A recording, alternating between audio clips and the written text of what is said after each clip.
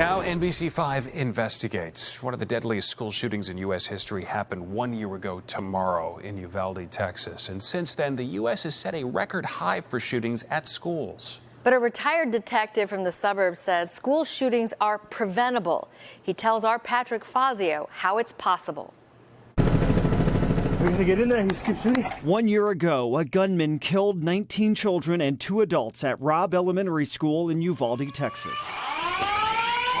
Since then, school shootings reached an all-time high in the U.S. The nonprofit group The Violence Project has tracked whenever a gun is fired at a school since 1970. It found shootings at K-12 schools set a record high last year with 303. This year, the U.S. is on pace to set a new record. Let me tell you something. We can stop school shootings. Retired Naperville police detective Richard Wistocki says his training program has stopped potential school shootings. And then within hours, we were able to identify who the bad guy is.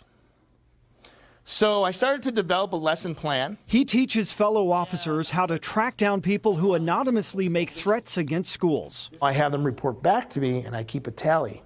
And we're up to 40 just this school year of school threats. How many potential school shootings have you stopped? As of Friday, we had our 40th save. 40th threat that someone's going to shoot up a school. He says that's from officers who went through his training around the country. Thanks for talking to us today. And here in Illinois. My suspect, who ended up being a juvenile, I would say was pretty shell-shocked with the fact that quickly we were able to determine who did it. Jeremy Flood works as a school resource officer in downstate Illinois. He says he stopped 3 separate anonymous threats made at Normal Community High School this year. And we're making death threats.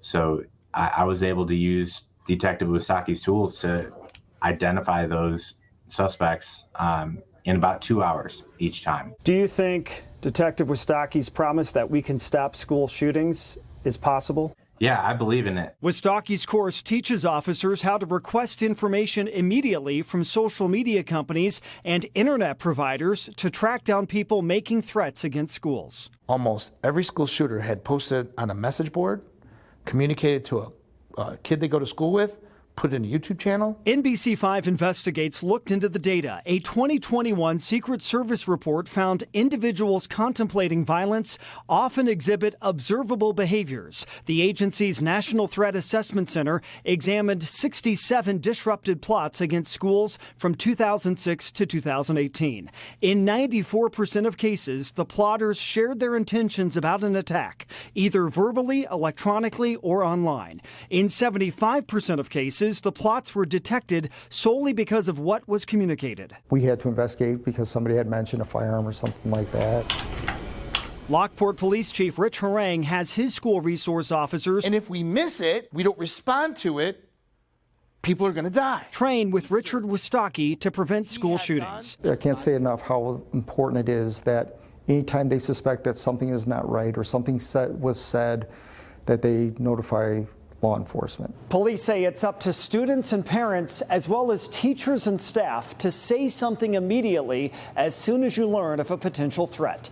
Patrick Fazio, NBC5 Investigates.